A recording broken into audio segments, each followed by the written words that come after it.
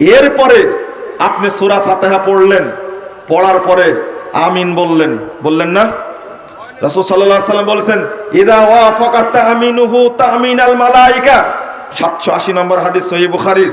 ইদা ওয়াফাকাত তামিনুহু তামিনাল মালায়েকা গুফিরা লাহু মা তাকদ্দামা মিন দামবি। সালাতে আমিন বলা মাত্রই পূর্বের যত পাপ আছে সব পাপকে ক্ষমা করে দেওয়া হবে। আপনি রুকুতে গেলেন, রুকুতে গিয়ে কি দোয়া পড়ছেন? সুবহানাকাল্লাহুম্মা রব্বানা ওয়া বিহামদিকা আল্লাহুম্মা গফিরলি। এখানেও ক্ষমা।